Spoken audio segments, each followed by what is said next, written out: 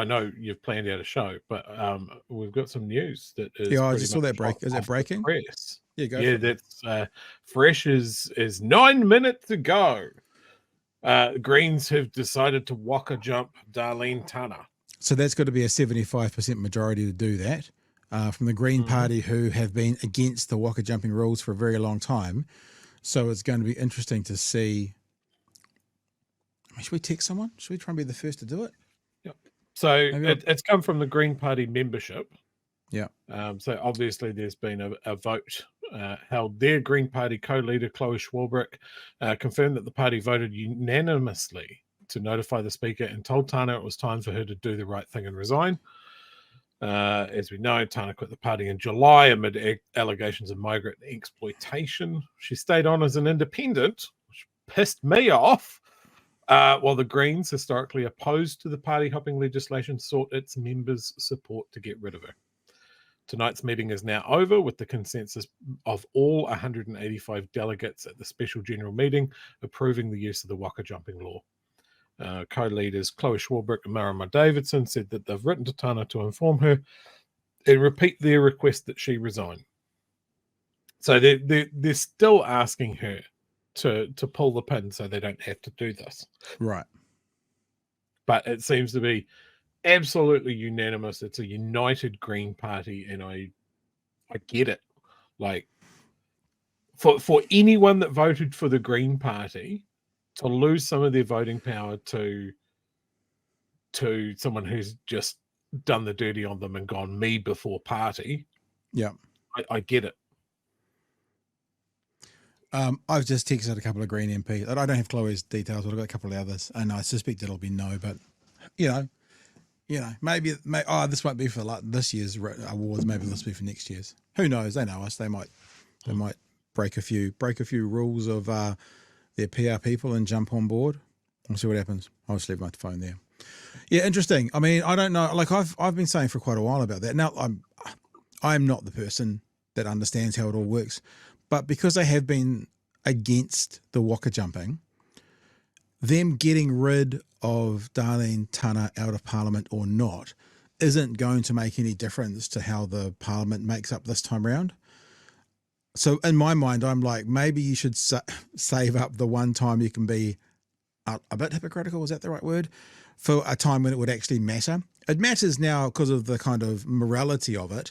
But it's not going to make any difference to the political world, to the imagine if like the Greens and Labor had a 1-seat majority and they had to waka jump someone, you'd be like, yeah, okay, you got to do it. But it's interesting. This feels like it's more of a doing the right thing as opposed to being politically expedient. So what happens here? Like she's bounced. And does someone else on the Green Party list replace her? And the next on the list sounds like he's utterly hilarious.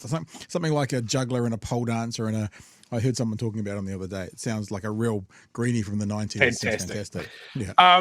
Because this is the thing. As someone that voted for the Green Party, like, I think it would be different if she was an electorate MP. Like, if her electorate had put it there, that would be a different case because she could I don't think they could waka jump her if she was an electorate MP. Yeah. So, like,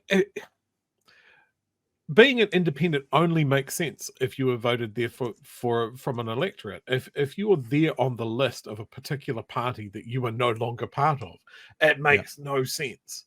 No sense at all. The cheek of her, the arrogance to say I'm going to stay on as an independent. Yeah, but remember, bro. I don't know anything about Darleen Tana. I don't know any of her background, her personal issues, but we have seen things like her business with her husband has gone bankrupt, and that salary is $180K. I mean, even if I felt dirty staying in the job, would you walk away from it if there was no income or money anywhere else in your life? Be hard to. But hopefully, I've been stacking up $180K for a bit. Yeah, but no, I'm just looking at something. I heard a vibration. I'm just trying to find out who the name of the next person is. I'm just looking. Someone in the chat might look. Keep an eye on the chat, and we could bring them up. Yeah. Anyway. Anywho, how many Green MPs are there? I could just go down the list. How many Green MPs are there? I literally don't know. Darleen Tana. Is Celia Way Brown in? She is, isn't she? Benjamin Doyle. Okay, there you go. I told you that. Right? Yep. Benjamin Doyle. Okay, let's just do this super quick. Who is BenjaminDoyle? Benjamin Doyle, candidate for Hamilton West electorate. I'm just trying to see if I can find like a story about him. Rather, is that Ben Doyle? No. Benjamin Doyle. I don't know what this is. We're going in blind. We'll do it live. Doesn't say much. Benjamin Doyle. Yeah, no. That is very brief. Yeah. Yeah. Benjamin Doyle. There we go. We'll do the about me.